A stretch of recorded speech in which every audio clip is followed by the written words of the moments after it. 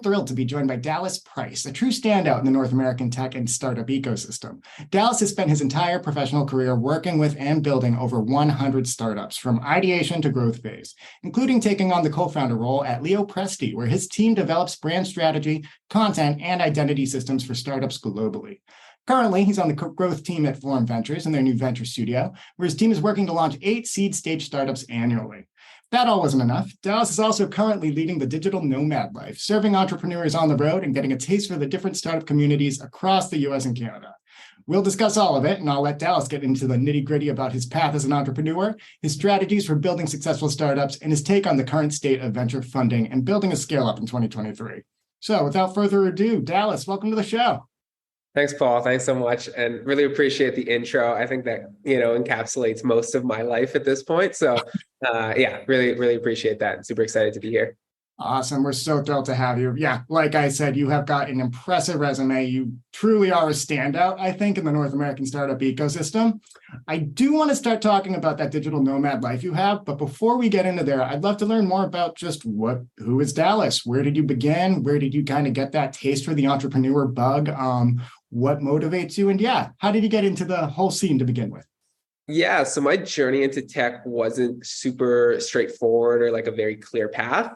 I grew up in Winnipeg, where there was essentially no tech scene. There was like skip the dishes and people talking about skip the dishes at the time. And that was pretty much the tech scene. So throughout university, I actually ended up with like a supply chain degree, took a couple internships, didn't like my job, didn't like my boss's job, didn't like my boss's boss's job, and realized like that probably wasn't going to be the path forward for me. So kind of at the end of university, I ended up meeting up with my now business partner, Armin Aranpour, got coffee and started talking about building a potential marketing agency. So at the time, to be honest, I knew very little about marketing or branding, and I probably hadn't even heard of really what tech was at that point.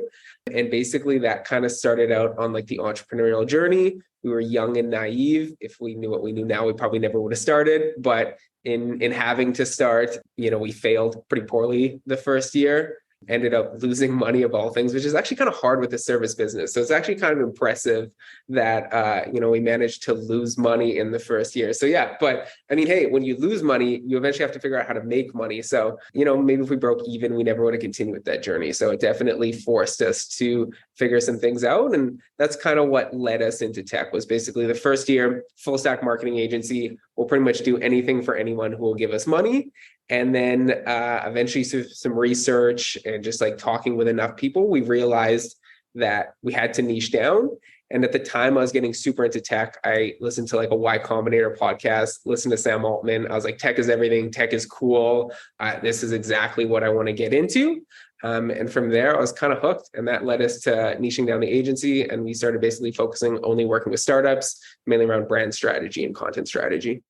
Oh, that's so cool. I love to hear that failing at the start and not characterizing it as failing is really kind of what gave you the taste to keep trying more. That would have scared away a lot of other folks, especially ones who probably came from a more traditional background where their expectations are, hey, I'm going to get into the startup space. It's going to be a growth business from the get-go, and it's what I learned in school. Whereas you learned something very different in school, and you even led in, like you said, with a marketing agency without knowing too much about marketing to begin with. That's really, really cool. And I feel like some of the best founder stories take that kind of winding road into the founder. Yeah, 100%. It was definitely not straightforward, but I think definitely like that varied experience is like what's helping me now because I don't have this like traditional path. Yeah, that's awesome. Now, I'd love to learn a little bit more about what you're doing today, especially in the venture space. I'd love to know more about the venture studios that you're working on before we bring it back to talk a little bit more about what you're doing day to day, because I could go on for years talking to you about that lifestyle. Yeah, for sure. So I can break down Forum. Basically, we're a venture fund. We're out in New York and Toronto. And we have 3 main entities. We have an accelerator, extremely active. It's doing like 90 to 100 deals this year. So we're working with a ton of entrepreneurs. It's B2B SaaS focused and really around go-to-market and fundraising. And then we have the seed fund. The seed fund focuses on checks that are about 400 to 650K. Those are about half deals that come from the accelerator, half net new deals into the portfolio, and really focused on early stage startups that we think have obviously like a ton of potential. With that, like we'll go pretty much as early as like 2 people with a pitch deck in a garage, and as late as maybe like 100 to like 500K in revenue. Anything past that is like kind of where our expertise rolls off. And then the part that I work on is our venture studio. So this is our newest entity, about a year old now, and it's really kicking into high gear at this point. Basically, the idea is that we look at a ton of ideas, we understand the venture landscape. What if we came up with our own ideas? So we do our own idea generation through, I can dive into that deeper, but basically we come up with our own ideas, do a ton of work to like validate and vet those concepts and get conviction around the idea. From there, we'll install a founder, start working with the founder. And then after about a month period of working with the founder, we should have enough validation around the concept, a clear MVP, know what we're going to be building. And then from there, we'll incorporate the company, and then we write the first $250,000 check. From there, it's like a launched company, it's legit, and we're building it. And then we have our own product team. So we have developers and designers, build out the MVP, build out the infrastructure. And then myself and a couple other individuals run the growth team. So now our goal is to obviously sell what we just made. And we're targeting around like 100K in ARR. At that point, you're probably ready for a seed round, can go out and raise that. And obviously Forum will, we have a decent chunk of equity in these companies, so we'll support all the way through. But at that point, you're probably like a legit company and can hire, and you're kind of needing less and less support from Forum. That's so interesting. I love too that you guys are, like you said, really involved in ideating on what the actual company could be from the start. That's a unique take compared to some of the other guests we've had on the show, where it's a lot more about, hey, founders are coming to us with this idea. It's relatively pre-vetted, and we do believe in the market fit. And that's when the VC is coming in to really help get it off the ground. You guys are in it before there's even a CEO in place. Could you talk a little bit about how that process works? Just give me a little bit more color to that picture. Yeah, so idea generation is definitely like the most nebulous part of this job. I'd like to say we have like this concrete, amazing process for generating ideas, but pretty much it's like, it's a volume play. Like in the last year, we've probably looked at like 500 different ideas, and about 75% of those concepts get killed before we even start working on them. So basically we have a Slack channel that everybody just throws ideas into, and then weekly our founders will score those ideas. And basically if any of them say, no, this isn't interesting, we don't work on it at all. If there's not like any sort of conviction from the partners, it doesn't really make sense for us to continue. So from there is when we actually like start looking at what the business would look like. So at the start, we're really looking at like mainly problems. So like something I was looking at recently was like forest fires. So what is the business out of there? I have no idea yet, but I know that forest fires is a massive problem. And then if you get even close to solving that problem, there's a massive venture scalable business. So really what we're looking for is like big, hairy problems. And then from there, we can generally distill those down into solutions. So what we're doing is we're doing a lot of reading the news. We're talking to experts. We run a lot of roundtables, jam sessions, things like that to really try and understand different large markets and figure out what potential solutions could be out of there. I love that process. I also love big, hairy problems. That's an awesome approach to take to really, again, getting something that's a unique innovation and that will have legs. I mean, when you say forest fires, my mind immediately went to a recent guest who we had on, Nature Blocks. They are a Boast AI customer. They're trying to bring blockchain to the accountability for carbon offsets. And how their founders literally got the idea for their business was they had a nightmare about forest fires. They have family up in Canada who are being very, very directly affected by climate change at the moment. And they were like, what is one solution we can get here? They didn't immediately think blockchain would be the way, but they found a way there. And it's kind of similar to that approach you guys are taking. They're looking at the news, looking at what is actually going to be a tangible issue for the long term, and coming up with a solution that they can capitalize on, but also know that they're actually contributing to the solution. Yeah, man. Sometimes my job is sitting there cold calling like building material providers, trying to get them on the phone to talk to them. Sometimes my job is like walking outside, listening to a podcast, trying to come up with ideas. So it can be like very varied as to like what a day-to-day looks like. Cause obviously like you have to do like the most creative side of things. And then like on the growth side, sometimes it's just a numbers game and you just gotta call people. Oh man. Okay. So it is not a strict 9 to 5 in any realm, obviously. Okay. So now going back before we move on, where you get those founders. So you guys come up with the ideation, you come up with a lot of what the MVP is going to be and what the product is going to be before it gets there. But you also instill some leadership at these companies before you take them to the next level. How do you go about finding these leaders? Yeah, 100%. So I initially thought this was actually going to be like the hardest part of the process. Not to say it hasn't been hard, but I've just been extremely and pleasantly surprised with the quality of founder we're getting to work with. So we run like a pretty strict recruitment process. We actually have a head of recruitment. Her full-time role is related to hiring internal forum employees and then finding founders. So we'll put up a job posting and we've actually gotten like a decent amount of inbound flow. The whole team is absolutely posting on LinkedIn and posting on Twitter and trying to drive those roles. But then we'll also do like a headhunting search. So we were recently looking at something in the climate space. There's a bunch of these different climate groups around with different tech execs. And we were strictly reaching out to those types of individuals who we thought could potentially be good founders. Talked a little bit about what the studio offers. And it's been a pretty attractive offer for people so far. And yeah, just the quality of founder we're getting to work with has been really solid. That's fantastic. Are there any highlights from the venture studio so far that you're willing to talk about or that you really want to shine a light on? Yeah, so we actually just launched our first venture. So it had taken about a year to basically get the first one off the ground. But now we'll probably be launching companies every 4 to 8 weeks, basically at this point. Obviously takes a little bit to get that first one, but super excited to have it out the door. So the first company is called Caden AI. It's an AI workflow tool. So basically, if you want to implement generative AI into your product, for example, if you wanted to do like call transcription, instead of using the API with ChatGPT and having to write a bunch of code, basically you can use our no-code builder to plug call transcription into your product. You can test out a bunch of different large language models, basically testing cost, output, latency, stuff like that, and make sure that you're making an educated decision on what model you'll be using and can basically test everything out before implementing it into your product. So we just launched that. We just hosted a generative AI meetup in Toronto. It was amazing to see how that ecosystem is all coming together. And yeah, we're launching that company with Davis Sawyer. He's pretty experienced in AI. He was a co-founder of a company called Deep Light, which they do some pretty complex stuff. It's like AI-driven optimization for deep neural networks.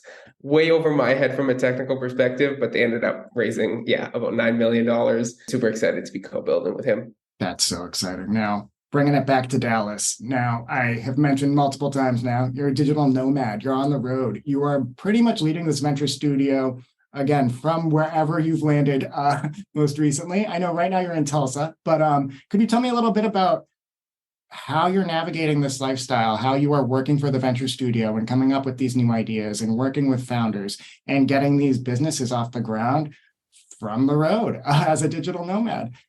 Yeah, so I went fully remote in about December last year, spent the majority of winter in Peru and Colombia, and just like really got away from the Canadian winter. So it's been great. And yeah, right now I'm in Tulsa, but I was also across Canada most of the summer.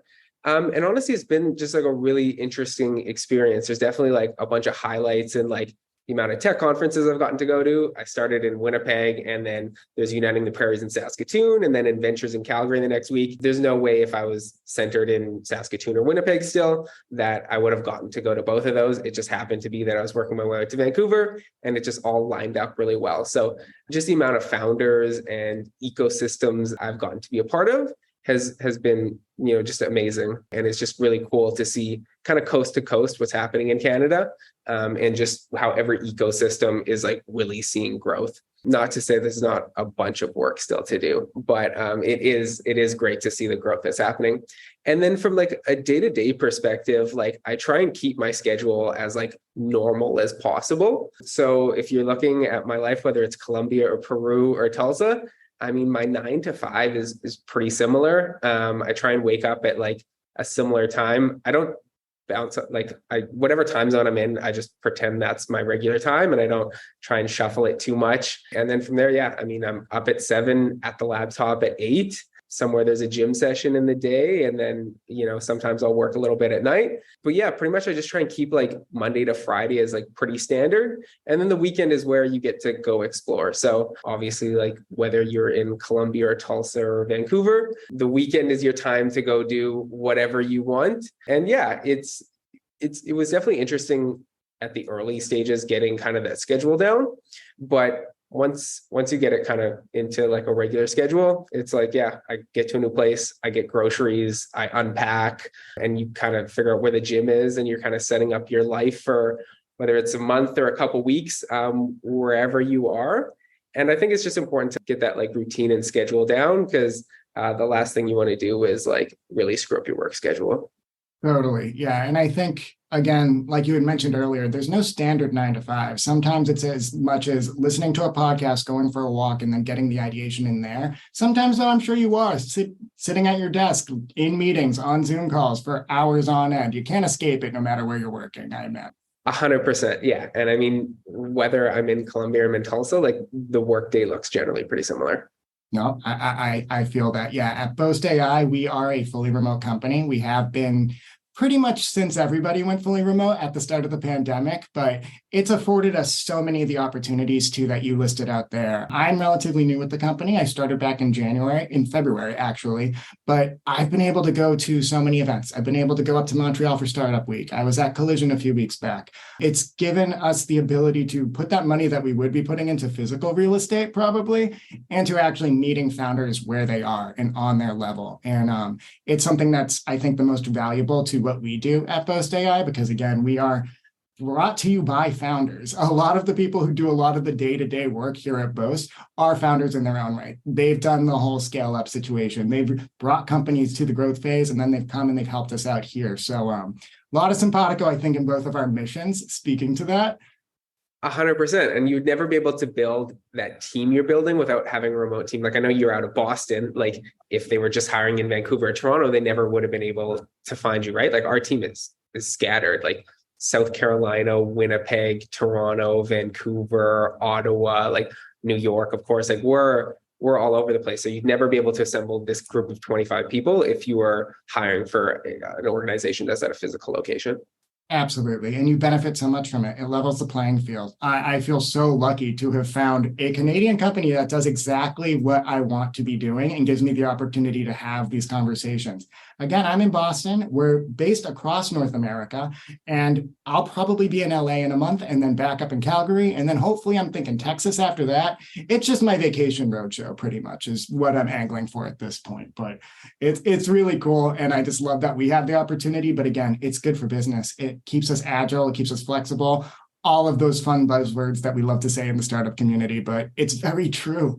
Now, talking a little bit about the other companies that you work with from the Venture Studio, I know that you are familiar with Boast. You are actually friendly with people here at Boast. I'd love to know how, as a founder, you have gone about partnering with companies like Boast, whether it's for actually capitalizing on R&D tax credits, which is one pillar of our business, whether it's for just kind of giving you more room to get the work done that you want to do that's in your wheelhouse or your expertise. But what is your process, I guess, for seeking out this kind of collaboration? Yeah, so we have like an all-star platform team. Like they're 100% world-class. Whenever I get to work with them, it's super amazing. And they've just done so much groundwork on setting up just some amazing partnerships. So we offer just a massive amount of money and perks just in software credits, infrastructure credits, stuff like that. So they've just done like an amazing job setting up a bunch of those partnerships. And like really what we're looking for is people who are actually like invested in early stage tech. Like if we're being honest here, when you're selling to a startup, there's not a whole lot of capital, but the idea is that they're going to grow over time. And they might not be a super profitable customer in the early stage, but when they hit that Series A, Series B, they become a very profitable customer. So we're really looking for people who are actually like investing into the ecosystem and are willing to like really provide support, whether that's through credits or whether that's through mentorship to our founders. And the other side that we're always looking is that we're always looking to help our startups sell into corporations. So if there's that side as well, obviously that's a huge leg up. Done, I think, like a really impressive job of having like a large list of corporate partners who are willing to at least hear pitches from our startups. That's so cool. Yeah. And we're right there with you too. It's that key phase where you're not necessarily pulling in the revenue to extend your runway. You need to get creative with your capital strategy. And that is when Boast comes in. We're not looking to really tap into companies that are already writing checks for themselves. We want to make sure that they can take advantage of the free money that's on the table from the Canadian government, for instance. We even have the Quick Fund program in place to help companies tap into that before the end of the year without expending money they don't have. So it's basically doing more, getting creative with your capital strategy and making sure that you aren't leaving cash on the table. That's a big value add from Boast. And again, that's why we love working with companies at this stage. It means the most to them when we can give them those tax credits, because it truly means they have runway to get their product off the ground in some cases. If they're building their MVP, every dollar of R&D tax credits that they can put back into that, it's pivotal. It could be make or break. So that's something that we very much hold dear to heart on our end. And again, it sounds like it's very much what you guys are focused on over there. Yeah, and this is actually like a huge competitive advantage for Canadian companies. Like the amount of support they receive from the federal government is actually significantly higher than what is available in the US. So just your dollars are actually going to like function a lot further in Canada. And the federal government actually has supported quite a bit in innovation and support, whether that's through SHRED or IRAP or some of the other programs. Even though we're a VC, we always say like, I mean, customer revenue is number one, but non-dilutive funding is your number two source of best capital. And then like ventures, third. But it's like the more money you can get in that non-dilutive capital, like that'll just stretch you out. And VCs love to see companies that are running on grants because it means they're very capital efficient. Absolutely. Yeah. And that's actually a learning that has been very eye-opening for me now that I've gotten my feet a little more wet in the Canadian tech ecosystem.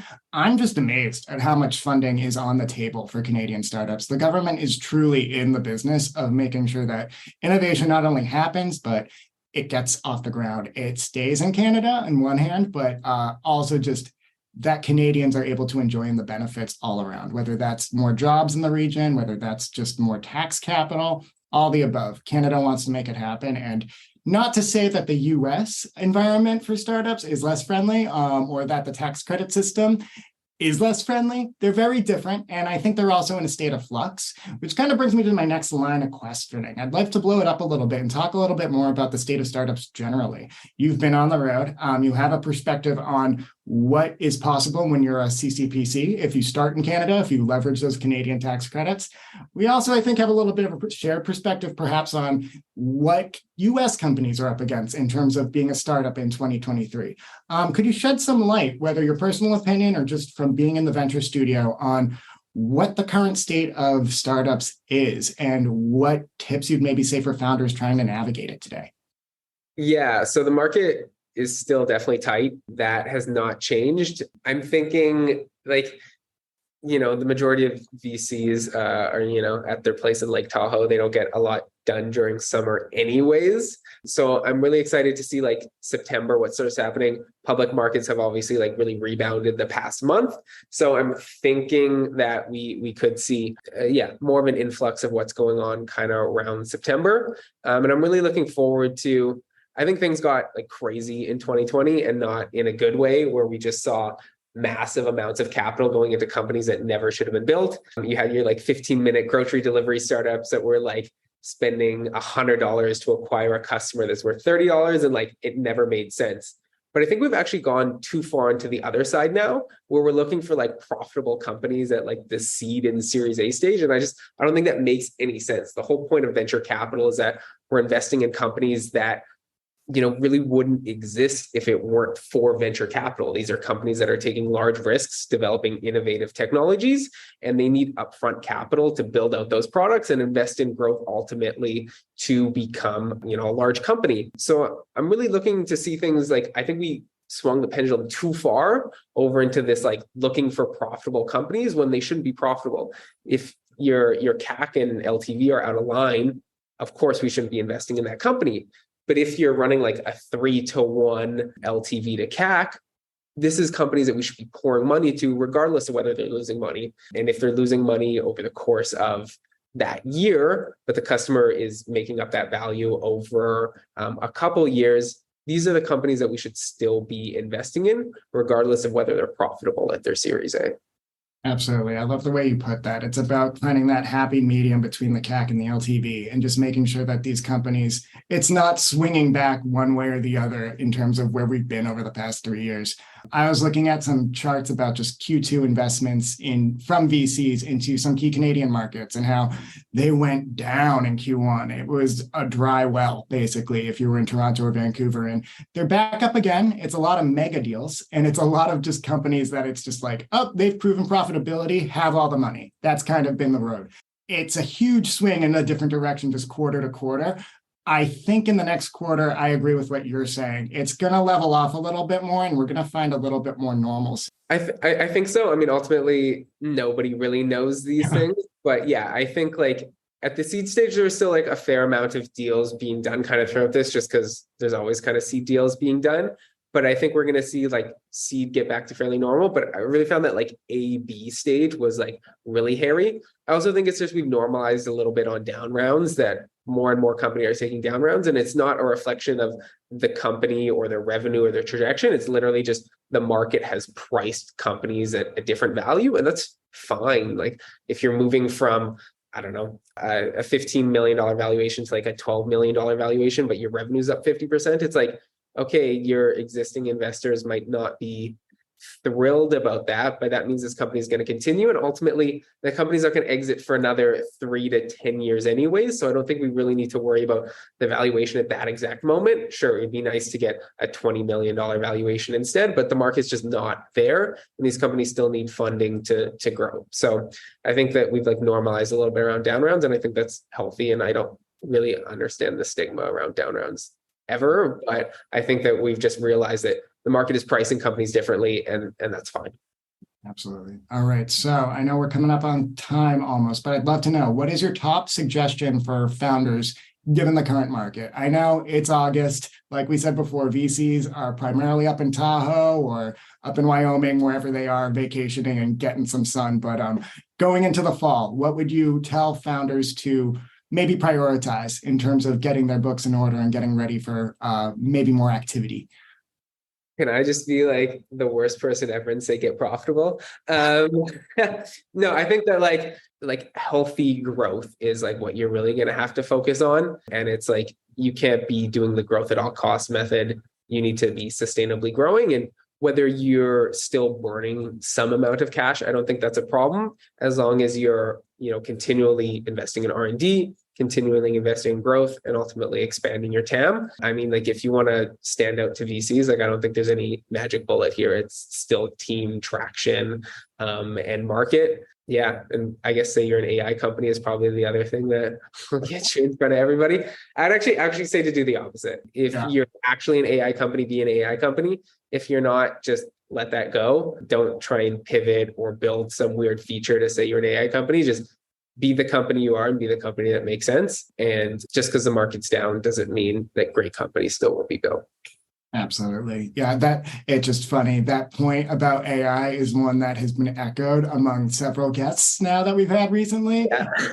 I keep saying it, but after going to Collision and seeing just AI on every single banner, like without prejudice, it's like, oh, we deliver food, AI style. I'm like, what? It's wild. So I think that is a big kind of tangent takeaway, but no, this was fantastic. So Dallas, bringing it back to you, what's on for the rest of the summer on your end? Where will we find you next? Yeah, so I'm actually headed back to Canada. I eventually have to like see my family and spend some time with them. So yeah, I'll be back in Winnipeg actually like at the end of the week, there for probably a couple weeks. And then we have an offsite in New York coming up sometime in September. So nothing too crazy, just looking to kind of recharge and refresh. We'll kick up big travel probably around like October, November. Still figuring out where that is. It could be Tulsa or Costa Rica is the other place I'm looking at quite a bit. Ooh, crossing fingers for Costa Rica. Yeah. Well, I hope we cross paths in your travels, Dallas. This was fantastic. I can't thank you enough. 100%. Thanks so much, Paul. And thank you, listeners, for joining us. Please subscribe to What the Tech from Boast AI, wherever you get your podcasts.